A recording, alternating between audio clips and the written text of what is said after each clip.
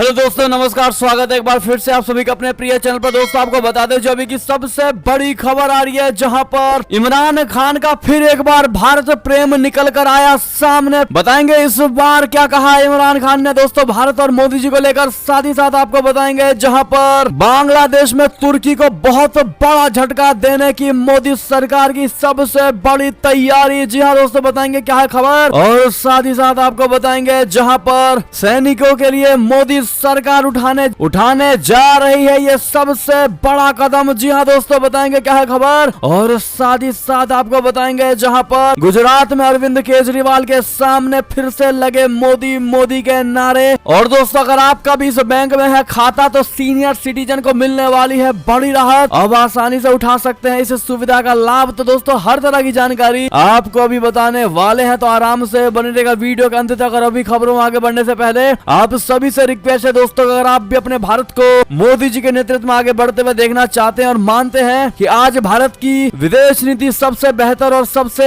अच्छी है और भारतीय सेनाओं पर पूरा भरोसा है, तो इस वीडियो को भी कर दीजिए लाइक, चैनल को कर दीजिए सब्सक्राइब, बेल आइकन दबाइए, साथ ही कमेंट बॉक्स में लिख दीजिएगा जय हिंद। जी हाँ दोस्तों, चलते हैं पहली और सबसे बड़ी खबर की तरफ, जहां पर इमरान खान का भारत प्रेम, फिर की विदेश नीति की जमकर तारीफ, कहा भारत निडर है। जी हाँ दोस्तों, पाकिस्तान के पूर्व प्रधानमंत्री इमरान खान ने एक बार फिर भारत की विदेश नीति की जमकर तारीफ की है। इमरान खान ने वर्चुअल माध्यम से अपने लॉन्ग मार्च को संबोधित करते हुए शनिवार को कहा कि भारत और पाकिस्तान एक ही साथ आजाद हुए थे, लेकिन इसकी विदेश नीति शुरू से ही दबाव मुक्त और स्वतंत्र बनी हुई है। उन्होंने कहा कि यूक्रेन युद्ध और पश्चिमी देशों के दबाव के बावजूद भारत ने अपनी विदेश नीति को स्वतंत्र बनाए रखा है। इमरान खान अक्सर पाकिस्तान की शहबाज सरकार को घेरने के लिए भारत की तारीफ करते नजर आते हैं। अप्रैल में लाए गए अविश्वास प्रस्ताव के जरिए सत्ता से बाहर हुए इमरान खान कई मौकों पर प्रधानमंत्री शहबाज शरीफ की आलोचना करते हुए भारत की प्रशंसा कर चुके हैं।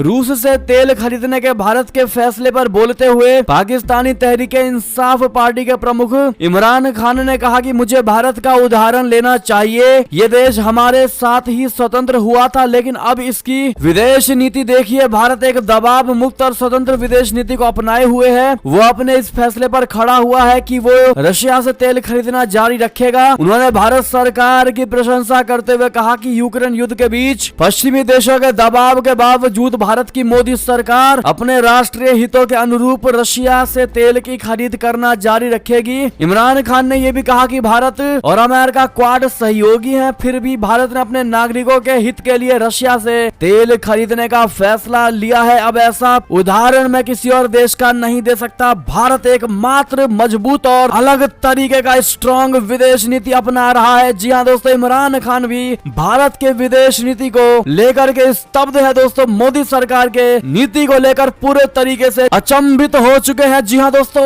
वो चौंक चुके हैं कि भारत हर चीज करते हुए भी रशिया से तेल खरीद ले रहा है और अन्य देशों के साथ भी उसकी बनी हुई है। आखिर वो कैसे? और इसी बात को लेकर इमरान खान अपने पाकिस्तान की शहबाज सरकार को घेर रही है और भारत का ये उदाहरण दे रही है दोस्तों। मोदी सरकार, मोदी जी और भारत का जमकर उदाहरण और तारीफ किया जा रहा है। अगर आप भी मानते हैं कि भारत है तारीफों के लायक और मोदी जी ने उसमें और चार चांद लगा दिया है, तो मोदी है तो मुमकिन है कहना बिल्कुल मत भूलिएगा दोस्तों। अभी इस वीडियो को अपने भाई बंधुओं व्हाट्सएप, फेसबुक, ट्विटर पर शेयर करना बिल्कुल मत भूलिएगा दोस्तों। वीडियो लाइक भी कर दीजिएगा। बात करते हैं एक और बड़ी खबर की, जहां बांग्लादेश में तुर्की को बहुत बड़ा झटका देने की मोदी सरकार की तैयारी। बता दें रशिया से तेल और गैस की आपूर्ति को पड़ोसी देशों तक पहुंचाने के लिए भारत एक ट्रांजिट देश बनाने पर विचार कर रहा है। और भारत सरकार का आइडिया है कि वो क्यों ना भारत के रास्ते रशिया का तेल और गैस की आपूर्ति अपने पड़ोसी देशों तक करे। तुर्की पहले से ही भारत के पड़ोसी देशों तक रूसी ऊर्जा पहुंचाने के लिए ट्रांजिट रूट बनने पर काम कर रहा है, लेकिन अगर भारत दोस्तों ऐसा करता है तो फिर तुर्की के बिजनेस आइडिया को गहरा धक्का लगेगा। जी हाँ, इकोनॉमिक टाइम्स की रिपोर्ट के मुताबिक तुर्की ने बांग्लादेश के सामने ट्रांजिट कंट्री बनने का प्रस्ताव रखा है, यानी बांग्लादेश तक रूसी तेल और गैस पहुंचाने में तुर्की मदद करेगा। लेकिन इकोनॉमिक टाइम्स ने अपने रिपोर्ट में कहा है कि भारत अपनी भौगोलिक स्थिति और बांग्लादेश के साथ मजबूत राजनीतिक संबंधों को देखते हुए ट्रांजिट कंट्री बनकर बांग्लादेश की सहायता के लिए विचार तलाश कर रहा है। रिपोर्ट के मुताबिक बांग्लादेश में तुर्की के राजदूत मुस्तफा उस्मान तुरान ने बुधवार को ढाका में कहा है कि रूसी ऊर्जा आपूर्ति के लिए पारगमन देश बनकर बांग्लादेश की मदद करने में तुर्की को अधिक खुशी होगी। जी हाँ दोस्तों, अब भारत जिस प्रकार से अपने आप को ट्रांजिट देश बनाने की कोशिश कर रहा है दोस्तों, और तुर्की के बिजनेस आइडिया को धक्का लगाने की कोशिश कर रहा है, ऐसे में तुर्की को बड़ा ही गहरा चोट लगने वाला है। जी हाँ दोस्तों, और भारत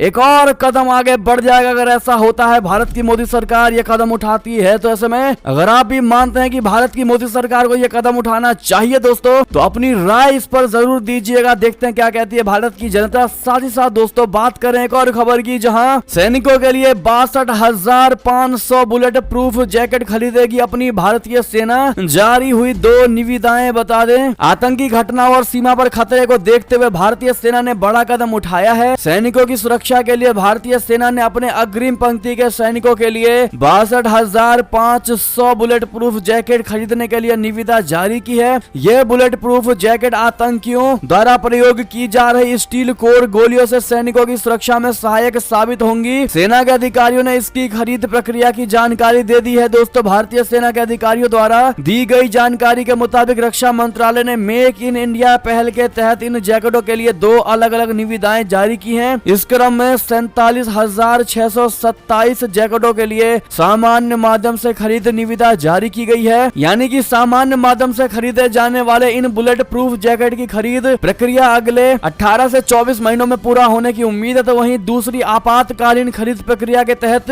15,000 जैकेटों के लिए है। इस खरीद प्रक्रिया को अगले 3 से 4 महीनों में अंतिम रूप दे दिया जाएगा। ऐसे में दोस्तों जय हिंद, जय भारतीय सेना कहना बिल्कुल मत भूलिएगा कमेंट में। साथ ही साथ बढ़ते हैं एक और खबर की तरफ, जहां पाकिस्तान का लाहौर बना अपराधियों के लिए सुरक्षित पनाहगाह। रिपोर्ट में हुए चौंकाने वाले खुलासे। जी हां दोस्तों, पाकिस्तान के लाहौर में जमीन हड़पने की घटनाओं में बढ़ोतरी से शहर में करीब 30% तक अपराध बढ़ गया है। इसके साथ ही ये शहर अपराधियों के लिए सुरक्षित पनाहगाह के तौर पर भी सामने आया है। रिपोर्ट के अनुसार लाहौर में हाउसिंग सोसाइटियों की संख्या में वृद्धि और बड़े पैमाने पर व्यवसायिक गतिविधियों के कारण भू माफियाओं की हलचलें तेज हो गई हैं। अवैध तरीकों से संपत्तियों पर कब्जा करने की घटनाएं बढ़ती ही जा रही है, जिससे ज्यादातर स्थानीय लोग भय के साए में जीने को मजबूर हैं। शहर में ऐसा देखा जा रहा है कि लोकल सिक्योरिटी अधिकारियों का अधिकतम समय जमीन से जुड़े विवादों को निपटाने में ही बीत रहा है। इस स्थिति में स्ट्रीट क्राइम से जुड़ी घटनाओं पर पुलिस प्रशासन ध्यान नहीं दे पाता है। बताया ये जा रहा है कि भूमाफिया से निपटने में एक सीनियर पुलिस अधिकारी की संदिग्ध भूमिका को लेकर शहर में बहस छिड़ी हुई है। जी हाँ दोस्तों, ऐसे में पूरा पाकिस्तान ही आतंकवादियों से भरा हुआ है। दोस्तों लाहौर की क्या ही बात करें, लेकिन जो ये रिपोर्ट था चौंकाने वाला वो हमने आपको बताया है। दोस्तों आप क्या कहना चाहेंगे इस रिपोर्ट को लेकर? साथ ही साथ एक और खबर की बात करें, जहां जिनपिंग ने कहा सेना रहे तैयार, अमेरिका तक मार करने वाली मिसाइल किया तैनात। जी हाँ, अपनी सेना को मजबूत करने में जुटे चीन ने परमाणु संचालित पनडुब्बियों पर लंबी दूरी वाली बैलिस्टिक मिसाइलें तैनात की हैं। इन पनडुब्बियों से अमेरिका तक निशाना साधा जा सकता है। चीन के राष्ट्रपति शी जिनपिंग ने सेना को तैयार रहने का आदेश भी दे दिया है। कांग्रेशनल रिसर्च सर्विस का दावा है कि सबमरीन से लॉन्च की जाने वाली बैलिस्टिक मिसाइलों की पुरानी सीरीज ICBM JL-2 की रेंज 7200 किलोमीटर थी, पर चीन द्वारा तैनात किए ICBM JL-3 की रेंज इतनी है कि इसे साउथ चाइना सागर से अमेरिका तक निशाना साधा जा सकता है। जी हाँ, साथ ही साथ एक और खबर की बात करें, जहां पाकिस्तान के खिलाफ जिहाद शुरू करे तालिबान। जी हाँ, पाकिस्तानी जवान की हत्या करके बोला तालिबानी सैनिक। बता दें, पाकिस्तान और तालिबान के बीच खूनी संघर्ष रुकने का नाम नहीं ले रहा है और पिछले दिनों चमन सीमा पर एक पाकिस्तानी सैनिक की हत्या कर दी गई। इस पाकिस्तानी जवान को एक तालिबानी सैनिक ने मार दिया था। अब इस तालिबानी सैनिक का वीडियो सोशल मीडिया पर काफी ज्यादा वायरल हो रहा है और जिसमें वो पाकिस्तान के खिलाफ जिहाद का ऐलान कर रहा है। दोस्तों यही नहीं, उसने अन्य तालिबानियों से भी कहा है कि वे भी ऐसा करें। तालिबानी सैनिक ने आरोप लगाया है कि पाकिस्तानी सैनिक अफगानों का अपमान कर रहे हैं। जी हाँ दोस्तों, पाकिस्तानी सैनिक को मारने वाले तालिबानी सैनिक की सोशल मीडिया में सक्रिय तालिबानी प्रशंसा कर रहे हैं। उसने ये भी कहा है कि ये हमला उसने खुद से प्रेरित होकर किया है। जी हाँ दोस्तों, ऐसे में इस घटना के बाद से ही पाकिस्तान और तालिबान के बीच तनाव अपने चरम पर। और ऐसे में दोस्तों, जिस देश ने यानी पाकिस्तान ने तालिबानियों की मदद की है अफगानिस्तान को जितवाने में, और आज वही तालिबानी पूरे पाकिस्तान को जिहादी बनाने की अपील कर रहे हैं। दोस्तों उसके लिए लड़ते दिखाई दे रहे हैं। ऐसे में कहावत है, अपने ही पैर पर कुल्हाड़ी मारना, वही चीज उन्होंने यानी पाकिस्तान ने किया है। अगर आप भी मानते हैं तो अपनी राय अवश्य दीजिएगा।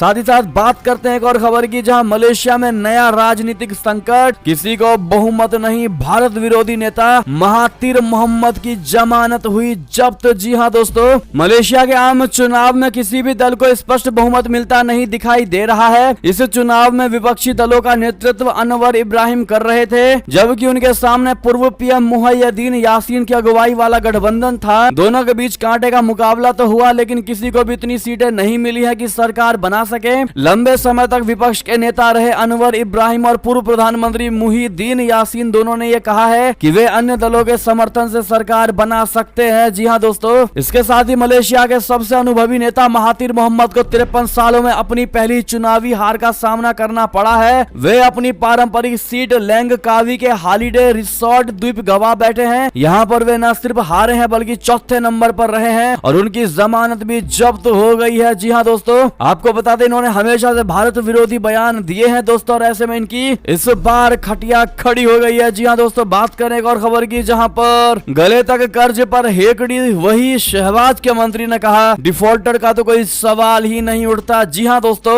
कर्ज लेकर कटोरा भरने के बाद गर्जा पाकिस्तान, कहा डिफॉल्ट होने का तो कोई चांस ही नहीं है। बता दें पाकिस्तान गले तक कर्ज में डूबा हुआ है। पड़ोसी मुल्क के आर्थिक एक्सपर्ट्स का मानना है कि ऐसे ही हालात रहे और पाकिस्तान दुनिया के देशों से भीख मांगता रहा तो वो एक दिन दूर नहीं जब पाकिस्तान डिफॉल्टर घोषित हो जाएगा। हालांकि इन रिपोर्टों के बीच पाकिस्तान की शहबाज सरकार की हेकड़ी कम होने का नाम नहीं ले रही है। वित्त मंत्री का कहना है कि डिफॉल्टर होने का तो कोई सवाल ही नहीं उठता है। पाकिस्तान के वित्त मंत्री इशाक डार ने कहा है कि सरकार दिसंबर के पहले सप्ताह में शहबाज शरीफ सरकार जल्द ही कर्ज की बड़ी रकम चुकाने में सफल रहेगी। शनिवार को टेलीविजन संदेश में उन्होंने कहा कि डिफॉल्ट होने का तो सवाल ही नहीं उठता, हम समय पर कर्ज पूरा करेंगे। अगले साल के लिए ऋण चुकाने की व्यवस्था सैद्धांतिक रूप से की गई है। साथ ही साथ बात करें एक और खबर की, जहां अब रशिया को मिलेगी जबरदस्त की टक्कर। यूक्रेन की अपनी पहली यात्रा में ही ऋषि सुनक ने कर दी बहुत बड़ी घोषणा। जी हाँ दोस्तों, ब्रिटेन के नए प्रधानमंत्री ऋषि सुनक जी अपने दमदार फैसले के चलते केवल देश में ही नहीं बल्कि विदेशों में भी छाए हुए हैं। दरअसल ऋषि सुनक शनिवार को यूक्रेन पहुंचे, जहां उन्होंने राष्ट्रपति वोलोडिमिर जेलेंस्की से मुलाकात की और बड़ा ऐलान कर दिया। सुनक ने घोषणा करते हुए कहा है कि ब्रिटेन रशिया के खिलाफ जंग में यूक्रेन की मदद करना जारी रखेगा।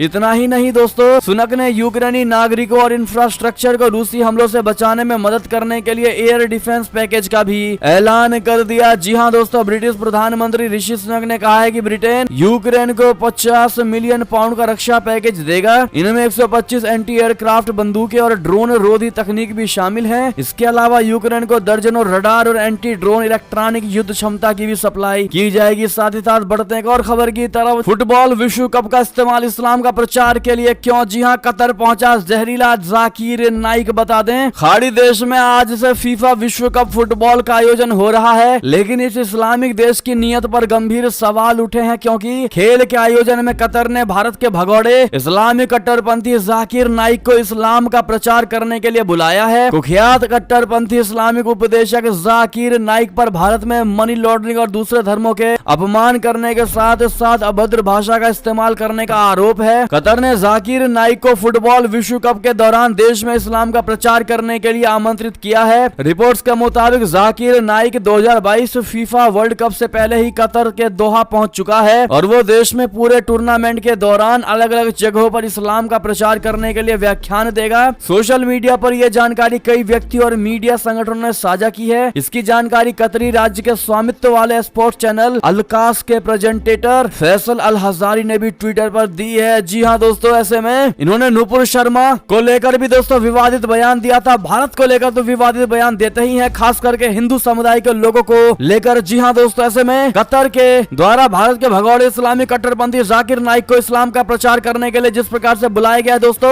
अगर आप भी मानते हैं कि ये बड़ी ही निंदनीय है तो अपनी राय अवश्य दीजिएगा। साथ ही साथ बढ़ते हैं एक और खबर की तरफ, जहां पर तुर्की ने इराक और सीरिया पर बरसाए बम, F-16 से मचाई तबाही, आतंकी हमले का लिया करारा जवाब। जी हाँ दोस्तों, तुर्की का रक्षा मंत्रालय ने दावा किया है कि उनके सैन्य विमानों ने उत्तरी सीरिया और इराक में टारगेट को निशाना बनाया है। ये कार्यवाही इस्तांबुल में हुए विस्फोट में 6 लोगों की मौत और 80 लोगों के घायल होने के बाद की गई है। तुर्की के रक्षा मंत्रालय ने रविवार को ट्विटर पर एक बयान जारी करते हुए इस रेड की घोषणा की। तुर्की के रक्षा मंत्रालय ने रविवार रविवार को की सुबह सुबह ट्वीट किया कि गिनती का समय आ गया है, हमलों को अंजाम देने वालों को जवाबदेह ठहराया जाएगा। इसके साथ ही एक तस्वीर भी ट्वीट की गई है। साथ ही साथ बात करें एक और खबर की, जहां पर फिर एक बार दोस्तों फारूक अब्दुल्ला ने दिया है बड़ा बयान। कहा राम सिर्फ हिंदुओं के लिए नहीं बल्कि पूरे विश्व के भगवान है। जी हाँ दोस्तों, सही सुना आपने, इन्होंने यही बयान दिया है। जम्मू कश्मीर के पूर्व मुख्यमंत्री और हाल ही में नेशनल कॉन्फ्रेंस के अध्यक्ष का पद छोड़ने वाले फारूक अब्दुल्ला ने भगवान राम जी को पूरे विश्व का भगवान बताया है। अब्दुल्ला ने एक सार्वजनिक सभा को संबोधित करते हुए लोगों को आगाह कर दिया है कि नेता धार्मिक विभाजन पैदा करते हैं। आज मंदिर और मस्जिद की लड़ाई नहीं है। उन्होंने कहा जो समझते हैं कि भगवान राम सिर्फ उनके हैं, मैं उनसे कहना चाहता हूं कि भगवान राम पूरे विश्व के भगवान है, सिर्फ हिंदुओं के भगवान नहीं है। वे उनके भी भगवान है जो भगवान को मानते नहीं है। लेकिन जो लोग कहते हैं कि राम हमारे हैं, तो उनसे मैं कहना चाहता हूं कि राम सबके हैं, सिर्फ आपके नहीं है। हम सबको समझना है कि इकट्ठे चलना है और धर्म को मजबूत भी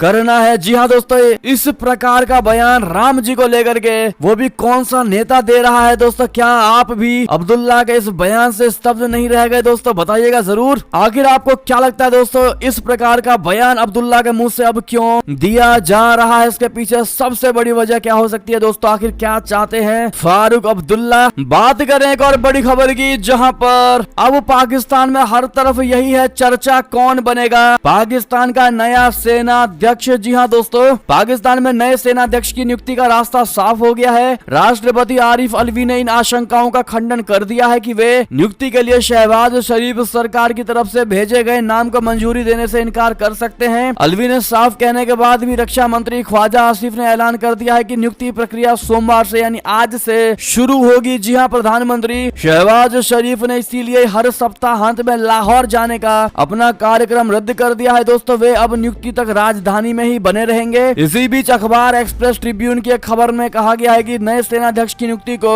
लेकर सैन्य और नागरिक अधिकारियों के बीच मतभेद है। साथ ही साथ बात करें एक और खबर की, जहां डोनाल्ड ट्रंप की 22 महीने के बाद ट्विटर पर वापसी, हर सेकंड बढ़ रहे हैं हजारों फॉलोवर। जी हाँ दोस्तों, अमेरिकी पूर्व राष्ट्रपति डोनाल्ड ट्रंप की ट्विटर पर पूरे 22 महीने के बाद वापसी हो गई है। ट्रंप का अकाउंट रिस्टोर कर दिया गया है दोस्तों, यानी वे अब अपने ट्विटर अकाउंट का पहले की तरह ही इस्तेमाल कर सकेंगे। ट्रंप का अकाउंट रिस्टोर होते ही उनके फॉलोवर तेजी से बढ़ रहे हैं। जब उनका अकाउंट रिस्टोर किया गया तब ट्रंप के 2.5 लाख फॉलोवर थे, लेकिन कुछ ही मिनटों में उनके फॉलोवर बढ़कर 10 लाख से भी ज्यादा हो गए। जी हाँ दोस्तों, अकाउंट रिस्टोर करने का फैसला कंपनी के नए मालिक एलोन मस्क ने खुद के ऑनलाइन पोल के बाद लिया है। ये पोल मस्क ने अपने ट्विटर अकाउंट के जरिए किया था। जी हाँ दोस्तों, ऐसे में अगर आप भी डोनाल्ड ट्रंप के लिए चाहते थे कि उनको वापस आना चाहिए था, तो वेलकम ऑन ट्विटर जरूर कह दीजिएगा डोनाल्ड ट्रंप को। साथ ही साथ बात करने एक और खबर की, जहां गुजरात में अरविंद केजरीवाल के सामने फिर लगे मोदी मोदी के नारे। गुजरात विधानसभा चुनाव को लेकर प्रचार जोरों पर है। इस बीच गुजरात में रविवार को